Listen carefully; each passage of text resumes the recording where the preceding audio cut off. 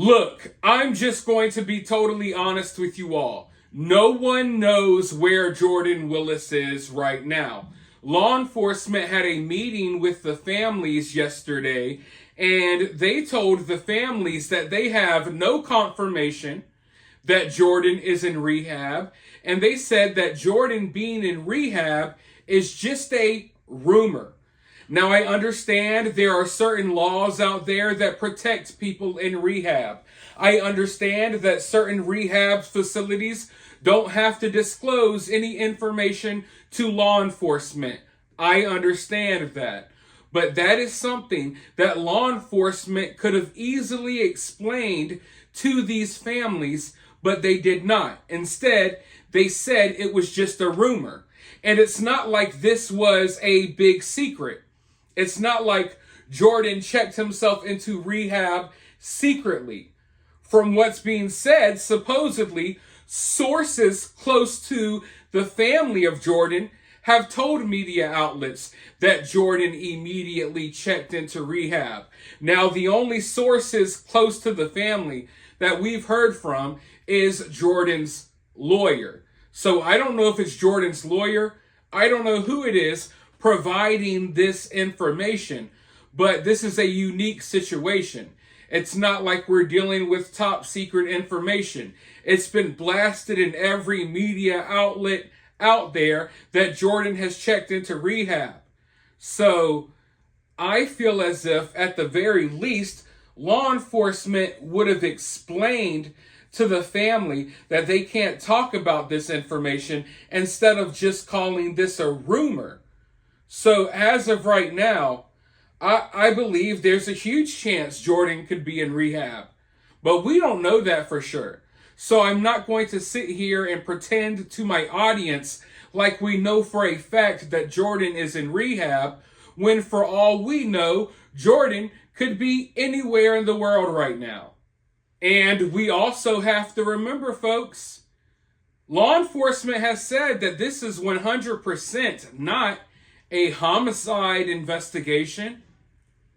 Jordan Willis has not been labeled a suspect.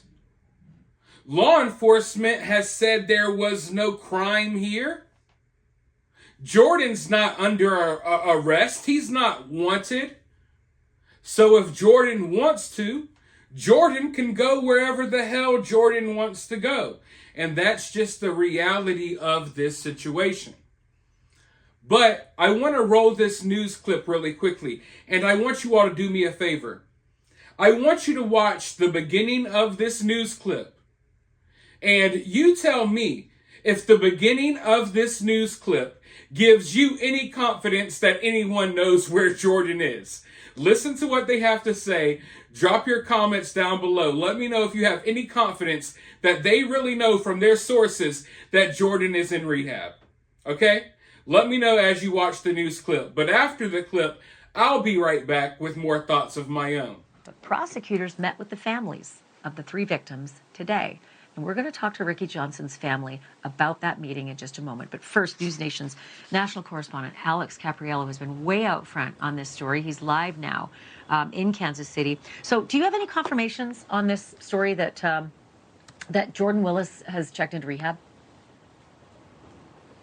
Yeah, it was one source of mine that I've met here in Kansas City who knows Jordan from early high school days was the first person to actually tell me that yesterday. And I've been working very hard to speak to other sources, trying to get that individually confirmed. And I'll tell you this, all of the people that I've been speaking to, a lot of high school classmates and also who knew Jordan from college, this is all they're talking about. This is something that's new to them.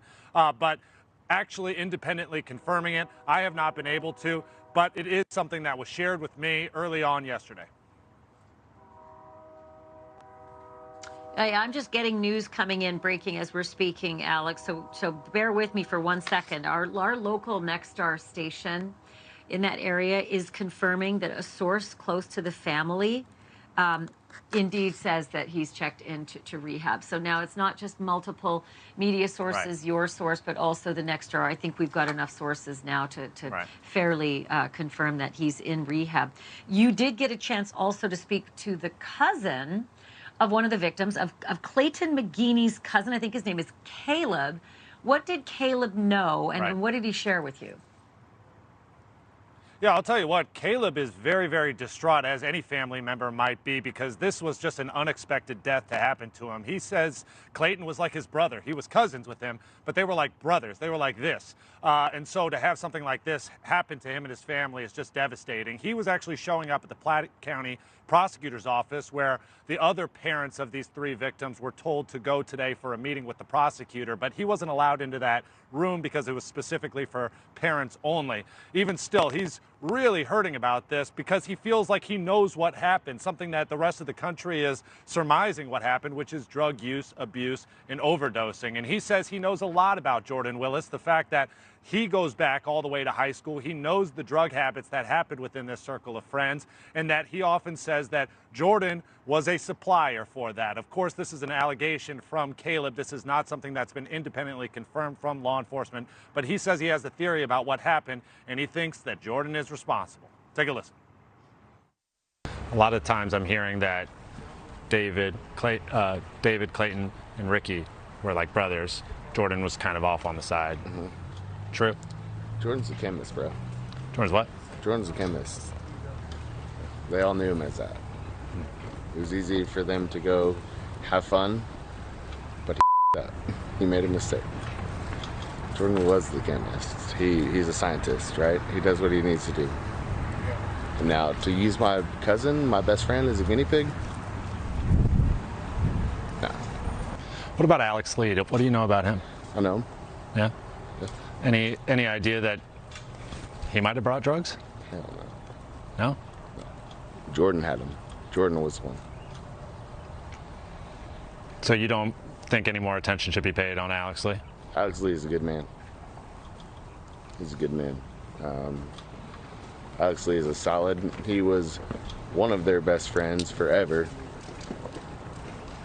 Jordan is somebody that is known from high school as like creating drugs for people to make them feel better in certain situations.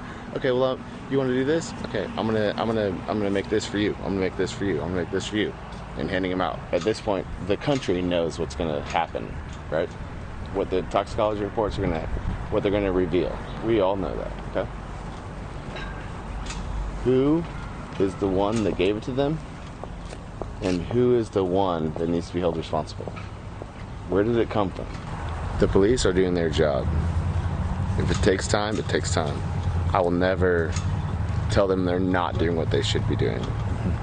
They're doing the best they can. It takes time because you want it to be correct at the end of the day. Mm-hmm. And that's what I hope, is when at the end of the day it comes out correct. And when you think about it, there's a difference between Jordan and the 3 men. Those guys had relationships, they had children, but I keep hearing that Jordan was a single guy who had a house, who had access to drugs, and so it would make sense that those men might go there and use drugs recreationally. Of course, we don't know that for sure until a toxicology report comes out, but all of my sources are saying just about the same thing, that this is very normal activity when surrounded by Jordan. One other thing I want to ask you about, our next to our station, the local station there, they found out that at least one person in that house was up until 2 a.m. So Sunday into Monday morning, up late into 2 a.m. Monday morning, at least once, which is fascinating given all of these, the timeline of events. But Alex Weimer Lee, I think he calls himself Alex Lee, says he left at midnight, everything was fine. You were able to talk with Alex Lee. Did he shed any more light on that or anything else? The fact that apparently someone or all of them were up until 2 a.m. or anything else? I have not been able to talk to Alex Lee. I've been trying to talk to Alex Lee. That's been my #1 mission while here, because I know that he was one of the very last people, if not the last person, to see these 4 men, Jordan and those 3 that are now deceased. And so obviously his testimony, his story is going to be critical to this. But I did try to stop by his house that we found through background checks, knocking on his door. You could tell it's most likely his house. Kansas City Chiefs flags hanging everywhere. And the addresses matches up to our typical backgrounding system. But I cannot find the guy. Really hard to find him. We do know that he also is a lawyer. I'm told from my sources that it seems like he is willing to talk soon because he knows that there is a lot of bad mouthing that's happening about him, because as you heard me mention to Caleb, is there any possibility that Alex Lee brought the drugs? They know that that could be a possibility, a theory out there. And so I wanted to get to the bottom of it. I'm trying to find Alex Lee, but from Caleb's perspective, he does not believe that Alex Lee is responsible for this. He believes that Jordan is the one that's actually making these drugs and providing them to his friends. Thank you. Man, everyone is talking like Jordan is that guy. Jordan is that dude. That's the plug. Jordan is the plug. Jordan is who you go to when you need something to make you feel right. Jordan has the right stuff. And it's just wild. Look at this high school photo of Jordan. Does this look like your high school drug dealer? Does this look like someone you would have went to in high school to get your stuff? I don't know how things are in high schools up in Kansas City, but where I'm from, a guy like this would get beat up and robbed if he was the guy that you go to get your stuff. But hey, I guess this is just a totally different situation. Isn't it funny how, remember the last case I was covering for those of you all who are watching, the Savannah Soto case? That was a case involving substances and stuff as well. And we had a dealer involved in that case as well. And he would post photos of stacks of money, him with straps with beams on it. He's got the grill in, the chain. He's got the whole look, right? And then we look at Jordan, who also may be a dealer. And this is him, You never know what to expect. There's all types of people. Dealers come in all shapes and sizes. So I don't know if all of this is true about Jordan or not, but a lot of people seem to say it is. It's kind of hard to believe, but maybe that's why Jordan got away with doing stuff. And, I'm wondering, what type of stuff is Jordan making? You know what I mean? We must be dealing with some, random stuff that he's literally concocting and whipping up in his little lab in his house. So, I don't even want to really speculate over what type of stuff Jordan was creating. But to even think that, this guy who's working on a vaccine for HIV, he is working on a cure for AIDS. This guy has medals. This guy has awards. He's well known in the community, the scientific and medical community. Yet, allegedly, this dude sits at home in a little lab and he creates substances for his friends to take and have fun on. So that's just wild. It's just a wild thing to think about. But right now, we don't know where this guy is. He could be in rehab. He could be somewhere else. No one really knows. And it's discouraging because I would hope that at the very least, police would be keeping an eye on this guy. Think about the Idaho 4 case with Brian Kohberger. For those of you all who are aware of that case.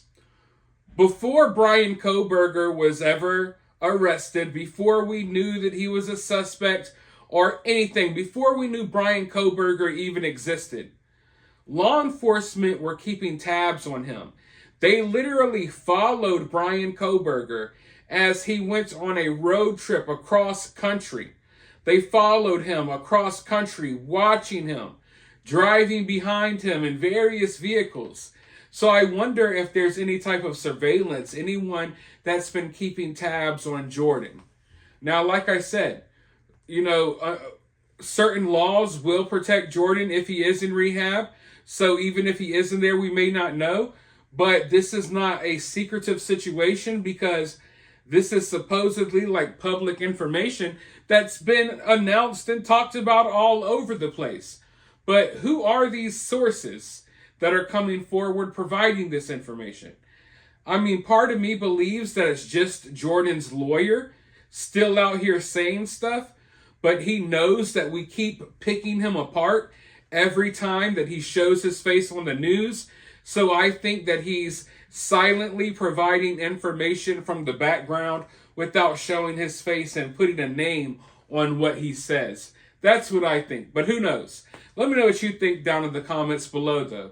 While you're down there, if you're feeling generous, you can donate to the channel via Cash App, or you can donate via Super Thanks, or for free, you can help the channel by sharing the video, liking the video, subscribing, and all of that good stuff. Now, with that being said, I'll talk to you all soon in the next one.